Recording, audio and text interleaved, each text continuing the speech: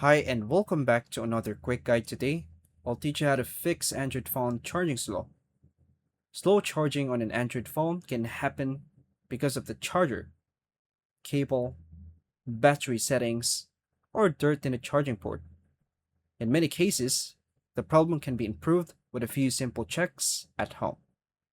The exact charging speed also depends on your phone model and charger type.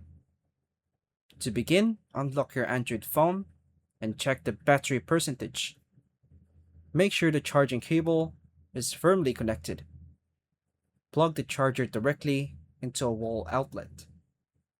Avoid charging from a weak USB port if possible. Use the original charger or a compatible fast charger. Inspect the cable for bends, frays, or damage. Replace the cable if it looks worn out. Check the charging port for dust or lint buildup. Carefully clean the port with a dry, non-metal tool. Turn off the screen or stop using the phone while charging. Close power-hungry apps running in the background. Restart the phone and charge it again. Remove thick cases if the phone gets hot while charging. Update your phone software or seek repair if charging remains low.